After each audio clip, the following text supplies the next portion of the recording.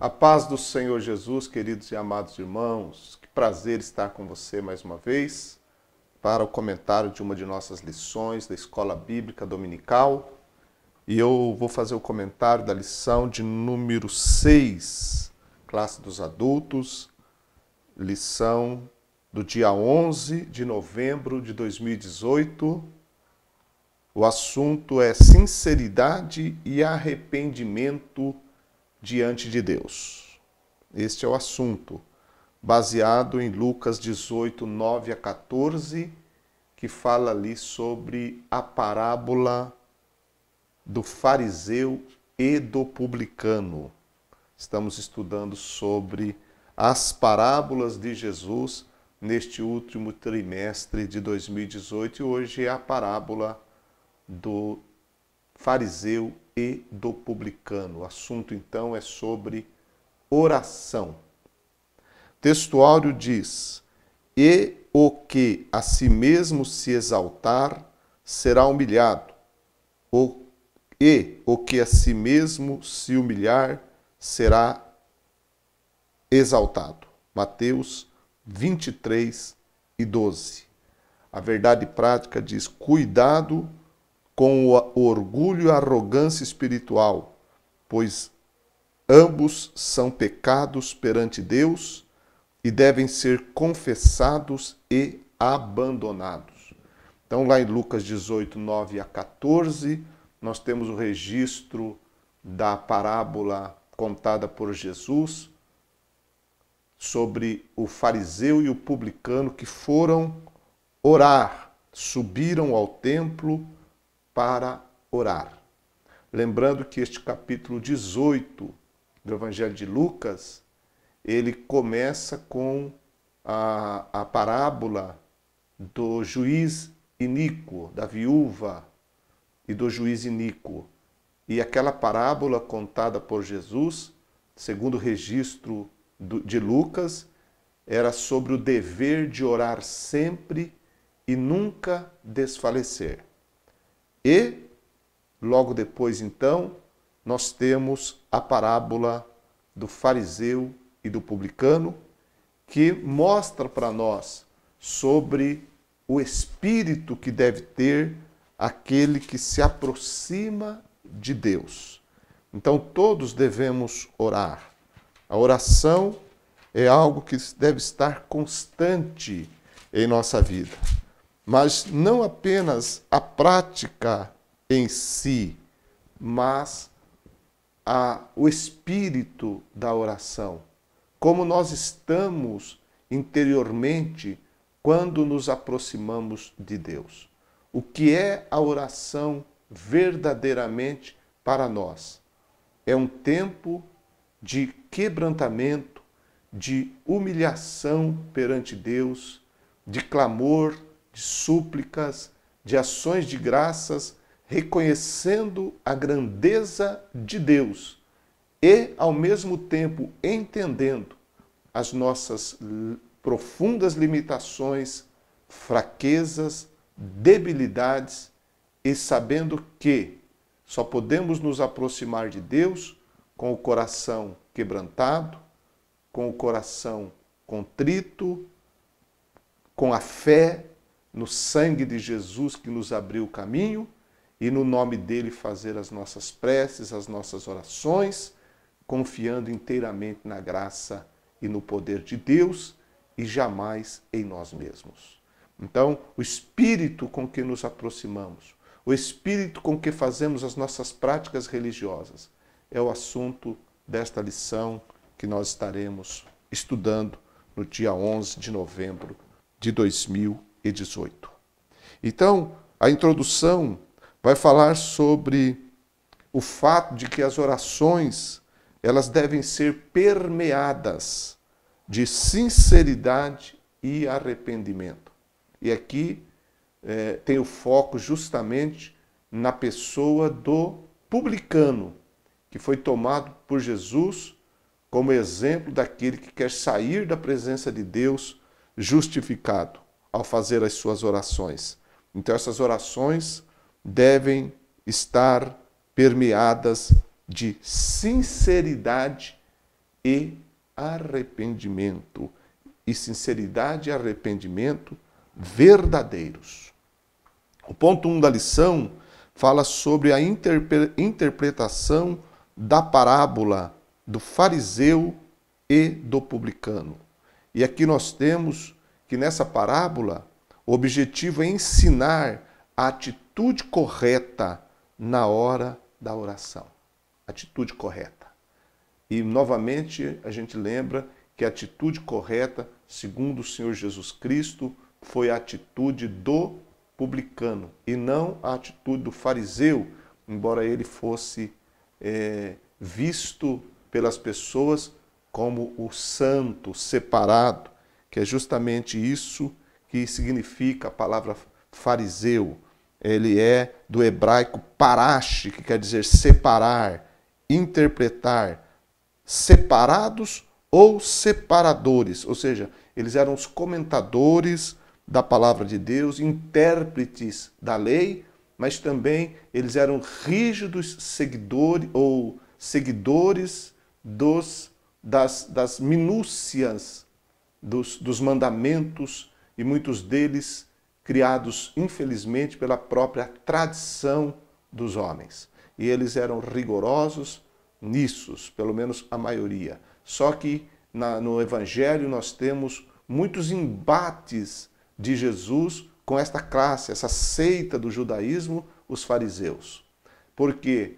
Porque Jesus os via, numa grande maioria, como pessoas que viviam uma hipocrisia religiosa. Na verdade, eram puramente práticas externas e lhes faltava o mais importante, que era o interior, que era o coração, que era o amor, que era a misericórdia. Então, o grande problema dos fariseus era viver uma religiosidade de mandamentos puramente rituais e de forma externa, sem o conteúdo mais importante da religião, que é o coração, que é a fé, que é o interior do ser humano. Esse era o grande problema dos fariseus. Por isso, Jesus os chamou muitas vezes de hipócritas ou hipócrates, que eram aqueles, a palavra vem originalmente daqueles que representavam um papel, um ator, uma pessoa que está fazendo uma figura. Então, Jesus censurou os fariseus por causa desta pura exteriorização da religião, sem o conteúdo principal, que era o interior, um coração de fato temente, quebrantado e na presença de Deus. Por isso, quando Jesus vai falar sobre o comportamento correto, a atitude correta no momento da oração, que aqui a oração pode representar toda uma vida de comunhão com Deus e toda a expressão da nossa religião, da nossa fé, ele vai usar a figura de um fariseu como aquilo que não é o correto. E surpreendentemente, vai usar a figura de um publicano como o modelo, o exemplo. E o publicano era socialmente, à vista das pessoas, tudo que era oposto aos fariseus. Porque os publicanos eram uma classe de pessoas que trabalhavam para os dominadores romanos, para o governo romano, porque eles eram judeus que coletavam impostos na coletoria dos seus próprios irmãos de nação. Colhiam, recebiam, coletavam os impostos para o Império Romano. E isso fazia deles uma classe de pessoas que era rejeitada. Eles eram sempre catalogados pelos fariseus e pela população em geral, junto com os pecadores. Era uma categoria que as pessoas não tinham nenhum prazer, as pessoas desgostavam daqueles homens que faziam esse trabalho. Além de que, muitos deles, aproveitando dessa função, eles também eram muito desonestos. Então, eles faziam do lucro pessoal uma forma deles conseguirem também se enriquecer com a coletoria de impostos. Então, por eles terem essa posição, por eles viverem nesse trabalho, viverem dessa forma, eram pessoas rejeitadas. Então Jesus usa esse homem que era um publicano como modelo de oração, porque diferente do fariseu, ele chega e faz uma oração do fundo do coração dele. Ele chega a declarar a Deus com sinceridade e arrependimento verdadeiro que ele era um pecador e carente da misericórdia de Deus. Então, um contraste muito grande de um fariseu com suas vestes, filactérios, tudo aquilo que representava a religião na sua mais rigorosa forma de expressão, e por outro lado, um publicano que representava o mais indigno aos olhos da sociedade. Mas quando os dois chegam diante de Deus, depois de orarem, Jesus disse que o publicano desceu justificado e o fariseu não. Por quê? Por causa do coração, por causa do interior, por causa da forma como ele se apresentou e se colocou diante de Deus. Essa é a grande lição que nós temos que aprender. Como é que nós nos aproximamos de Deus? Como está o estado do nosso coração diante de Deus? Nós nos aproximamos de Deus de forma orgulhosa, egoísta, cheio de direitos? Então, de que maneira nós nos aproximamos diante de Deus? Essa é a grande questão. De forma quebrantada, de forma humilde, ou nos aproximamos de Deus de forma egocêntrica, egoísta? Esses são os dois quadros que nós temos aqui. E quando nós pensamos, então, na atitude correta de nos aproximarmos de Deus, nós temos alguns exemplos na Bíblia. Eu vou citar apenas um exemplo, que é o exemplo de Ana, aquela mulher que buscava a Deus por um filho. Lá no primeiro capítulo do livro de Samuel, de 1 Samuel, nós temos lá a oração de Ana. E depois que ela conversa com o sacerdote Eli, a resposta que ela dá para Eli é que, porque ele pensou que ela estava até embriagada, a resposta que ela dá para o sacerdote é que ela não tinha bebido vinho nem bebida forte, mas ela estava ali derramando a sua alma na presença de Deus. 1 Samuel capítulo 1, verso 15. Ela estava derramando a sua alma na presença de Deus. Então, o interior está sendo expresso. O exterior está sendo, ou melhor, o interior está sendo expresso. O interior está sendo colocado, está sendo derramado, está sendo aberto na presença de Deus. E foi justamente isso que aquele publicano fez. E o fariseu não fez nada disso, porque o fariseu detinha-se nas suas máscaras, nos seus rótulos, nas suas obras, naquilo que ele julgava de si mesmo e não naquilo que ele entendia o que ele era aos olhos de Deus. Porque ninguém é digno de estar na presença de Deus. Todos nós somos indignos. Então temos que nos aproximar de Deus unicamente pela graça de Deus através de Jesus e pelo sangue purificador de Jesus Cristo. Esse é o princípio estabelecido por Deus em toda a sua palavra, quando nós oramos e nos aproximamos do Senhor. Lá em 2 Crônicas 7,14, Deus disse: se o meu povo, que se chama pelo meu nome, se humilhar e orar, e se converter dos seus maus caminhos, veja os princípios, se humilhar e orar, e se converter dos seus maus caminhos, eu ouvirei. Então, esse é o princípio que nós temos que ter, que qualquer pessoa que confessa o nome de Deus, que confessa o Senhor Jesus, deve ter na sua vida. O princípio de se aproximar de Deus de forma quebrantada, de forma humilde, para assim poder de fato receber de Deus a graça, o favor, a justificação, a salvação.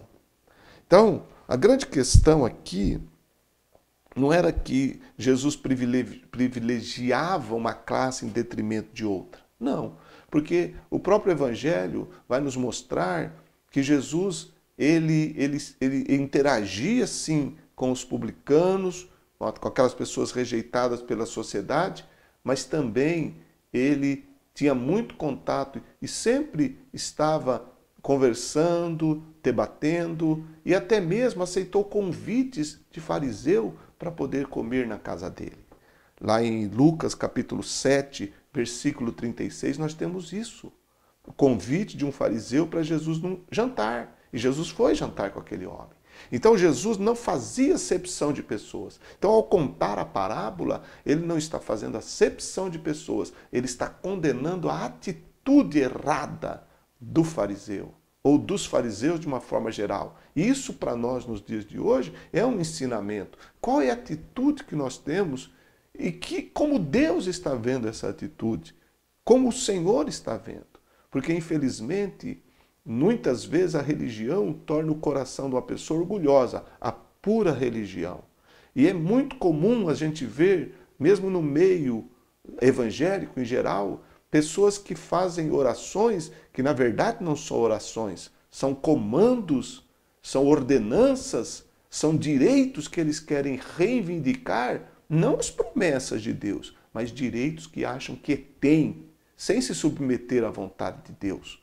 Aquela história de eu não aceito, eu determino isso, eu determino aquilo, fazendo da oração uma busca para os seus próprios prazeres, desejos e vontades, e não fazendo da oração um momento de quebrantamento para que possa receber a graça de Deus e o favor de Deus.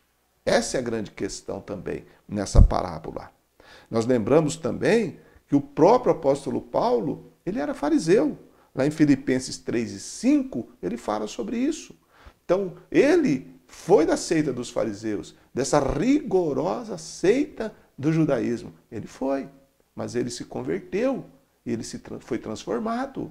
Tanto que quando ele diz que tudo que ele tinha antes, ele considerava como algo que deveria ser deixado para trás para ganhar a Cristo, para ganhar o Senhor. Então, ele não trouxe para a sua fé cristã aquele espírito e aquela formalidade, aquela arrogância e aquela exteriorização que ele tinha, certamente, quando era fariseu. Não trouxe para a sua fé, porque a fé em Cristo fez tudo novo, porque foi ele mesmo que disse, segundo aos Coríntios 5,14, 5,17, quem está em Cristo, nova criatura é. As coisas velhas já passaram, eis que tudo se fez novo. Então o apóstolo Paulo é o exemplo de um fariseu que se converteu e foi transformado. E lá no livro de Atos dos Apóstolos também, nós temos que muitos dos fariseus obedeciam à fé. Claro que muitos deles trouxeram aquele pensamento rigoroso, aquele pensamento farisaico mesmo, até para o contexto da igreja do Novo Testamento, a igreja primitiva. Mas aquele princípio, esse pensamento deles não teve progresso, porque o Espírito Santo não permitiu que isso acontecesse na igreja do Senhor. Então nós devemos ter cuidado hoje para que nós não aceitemos aquilo que a igreja primitiva não aceitou, aquilo que o apóstolo Paulo não aceitou, através dos próprios judaizantes. E sem dúvida, muitos daqueles judaizantes eram fariseus. Não todos, mas muitos eram fariseus. E Paulo não aceitou, porque foi defensor da graça de Deus. Então nós não podemos admitir uma religiosidade farisaica, puramente exterior, sem o elemento principal, que é uma fé pura, uma sinceridade e um quebrantamento e um arrependimento verdadeiro. Já no caso dos publicanos, nós temos na Bíblia também o fato de Jesus comer com os publicanos, e por isso ele era censurado. Mas devemos nos lembrar que um dos apóstolos de Jesus era publicano. Foi chamado justamente quando ele exercia o seu trabalho de coletar impostos. Foi Mateus. Jesus o chamou quando ele estava sentado na coletoria, lá fazendo seu trabalho. Mateus 9:9. Ele foi chamado e se tornou um dos apóstolos do Senhor Jesus Cristo. Jesus chamou um publicano. Interessante isso, não é? Nós não vemos Jesus chamar nenhum fariseu, mas nós vemos Jesus chamar um publicano, porque Deus conhece o nosso coração. Deus conhece o nosso interior. Nós não precisamos mostrar nada para Deus. Ele já sabe quem nós somos. O que nós precisamos é reconhecer quem nós somos, conhecer a nós mesmos e chegarmos diante de Deus para buscar uma transformação de Deus pelo poder do seu Espírito Santo, para que Ele possa nos usar, como Ele usou aquele ex-publicano como um apóstolo poderoso em suas mãos.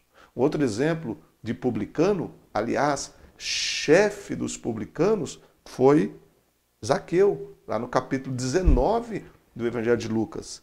Logo em seguida desse capítulo 18, que está a parábola que nós estamos analisando. Já no capítulo 19, nós temos a história de Zaqueu e o seu encontro com Jesus. E ele era chefe dos publicanos. Então, ele era mais odiado ainda pelas pessoas.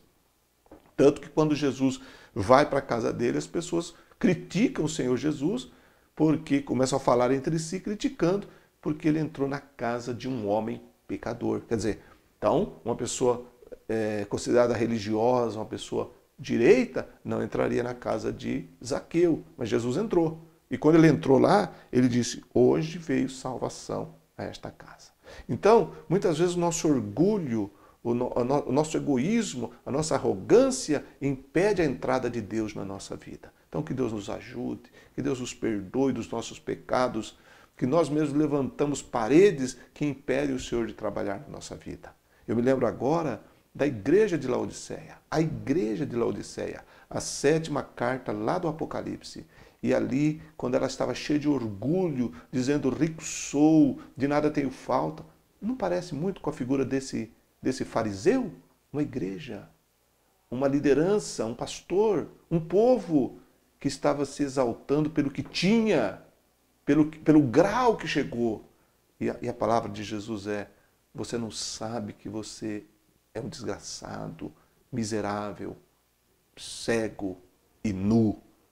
Olha que coisa terrível, a repreensão de Jesus dada a uma igreja cristã que atingiu um estágio de prosperidade material muito grande e que se alicerçou nisso como se isso fosse muito bom diante de Deus. Era bom diante dos olhos deles, mas não diante dos olhos de Deus, porque Deus não vê como os homens veem.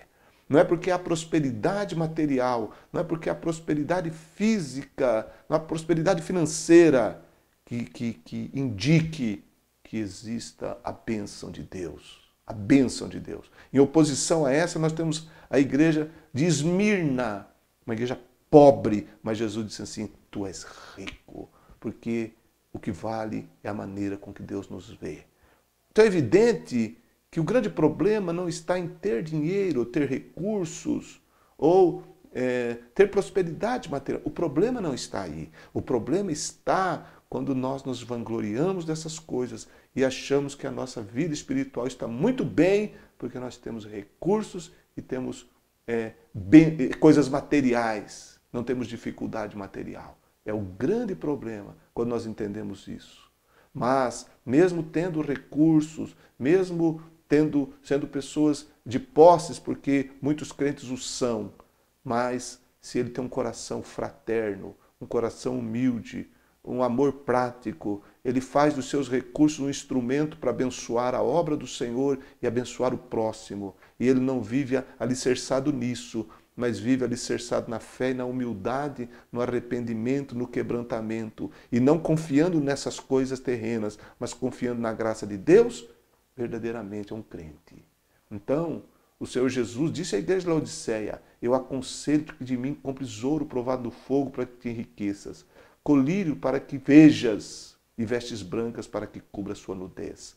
Ele não mandou a igreja desfazer das suas riquezas, que ela tinha e afirmava ter sim, mas ele mandou que ela buscasse as coisas espirituais. Então o problema não era simplesmente o deixar as coisas materiais e as riquezas e o dinheiro. A grande questão não era deixar essas coisas, a grande questão era receber coisas novas, era receber bênçãos de Deus, era receber aquilo que de fato tinha valor, e é assim que devemos viver também. Não nos apegarmos naquilo que nós alcançamos de alguma forma, e até mesmo coisas que Deus nos deu, porque toda a prosperidade que nós temos devemos reconhecer que vem de Deus, mas não podemos fazer disso um impedimento para a nossa busca, para a presença de Deus. Infelizmente, é o que acontece muitas vezes. Então, ali, nesse primeiro tópico da lição, nós temos esses exemplos de fariseus, esses exemplos de pessoas publicanas, esses exemplos de oração que nós acabamos de falar aqui. Já o ponto 2 da lição vai falar sobre justamente a hipocrisia do fariseu. Por quê? Porque ele se achava uma pessoa melhor que as outras e que também fazia obras melhores que os outros. Nós não corremos o mesmo risco hoje também?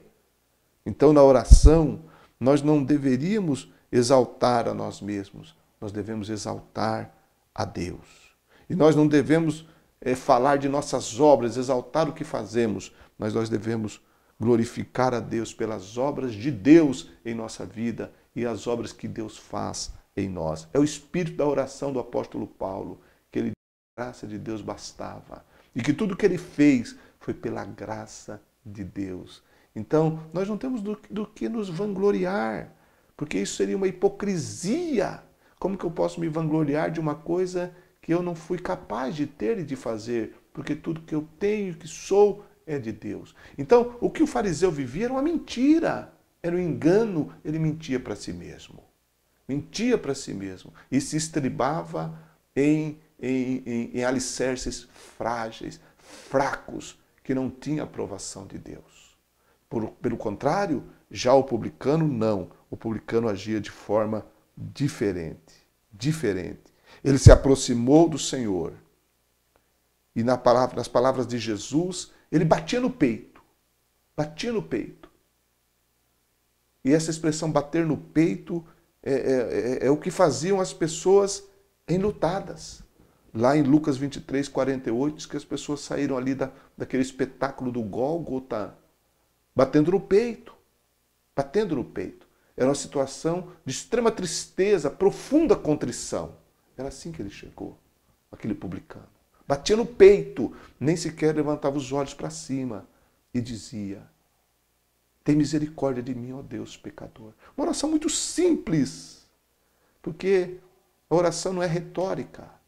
A oração não são puras repetições, como o próprio Jesus ensinou no Sermão do Monte. A oração é mais do que palavras. A oração é colocar para fora aquilo que nós temos dentro de nós. A oração é um olhar interior para nós mesmos, para que possamos nos aproximar de Deus. Reconhecendo que a grandeza dele é tanta e que ele é tão sublime, santo, que nós não merecemos estar na presença dele. Mas estamos, porque nós somos carentes dele. Nós somos criaturas feitas por ele. Então nós vamos nos aproximar dele porque nós precisamos dele. Mas devemos nos aproximar da maneira certa. Que a religião não faça de nós bonecos. Que a religião não faça de nós robôs religiosos. Que se enche de frases, de coisas puramente externas. E a gente vai vivendo isso na frente dos outros e na frente de Deus. E aí a gente vai viver uma religião de palha. Nós vamos viver uma religião de engano, à medida que nós poderíamos desfrutar profundamente da nossa fé, da nossa crença. E de fato mesmo, a gente ser aceito por Deus. Porque o grande problema dos fariseus também era que eles buscavam a glória dos homens e buscavam ser vistos pelos homens. Até na oração, eles faziam da oração uma maneira de serem vistos pelos homens. Ou seja, tudo que diz respeito à prática religiosa, eu quero que os homens vejam que eu sou. Viver de aparência. E a aparência nunca agrada a Deus. O que vale é o nosso interior. O que vale é o nosso estado de espírito. O que vale é o nosso coração. Quando nós temos um coração quebrantado, nós vamos viver um modo de vida santo. o modo de vida quebrantado. E a verdadeira santidade, que é a prática do amor cristão, a santidade é agir como Jesus agiu nesse mundo, na prática do amor verdadeiro, sem discriminar ninguém, porque aquele fariseu discriminou o publicano, né? Ele mostrou todo o seu preconceito com relação ao publicano. Já o publicano nem sequer fez menção do fariseu na sua oração, porque ele não estava olhando para os outros, ele estava olhando para si mesmo. Então, a hipocrisia religiosa faz a gente olhar para os outros e apontar o dedo para os outros, enquanto a sinceridade e o quebrantamento faz nos olhar para nós mesmos e reconhecer quem nós somos diante de Deus. Não somos nada, somos necessitados da misericórdia do Senhor. E aí entra então o ponto 3 da lição, que fala sobre a sinceridade do publicano. Sinceridade e arrependimento, que nós vemos isso também em Zaqueu. Quando Jesus entrou na casa dele, ele foi sincero e ele se arrependeu. E ele disse: Senhor, eu dou aos pobres metade dos meus bens. E se em alguma coisa eu tenha defraudado alguém, eu retribuo ou restituo quadruplicado. Então, houve ali um arrependimento, porque o arrependimento verdadeiro é isso, é mudança de atitude, é mudança de vida. O arrependimento começa ali quando nós estamos na presença de Deus, mas ele continua num estilo de vida que mostra realmente que caminho nós estamos seguindo. Então, o arrependimento é um caminho que a gente vive e anda por ele. O arrependimento e a fé que nos dá a salvação, que nos dá o perdão e nos traz a comunhão com Deus. E assim vivemos nesse caminho de conversão, que é andar na presença de Deus, de uma vida totalmente diferente, que glorifica ao Senhor. Zaqueu viveu essa vida, Mateus viveu essa vida, Paulo viveu essa vida. Agora, pessoas que viviam na sua religião confiando somente nelas, não viveu. Confiando em si mesmas, não teve esse privilégio. E a lição fica para nós também. Vivermos uma vida de sinceridade, arrependimento na presença de Deus. Então a oração daquele homem foi aceita. E o princípio que está por trás dessa parábola é justamente esse. Aquele que se exalta será humilhado, e o que se humilha será exaltado.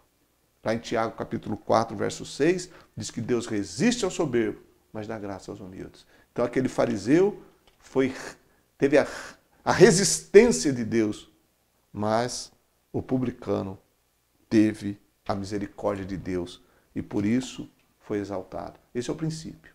Então nos humilhemos mesmo, de coração, na presença de Deus.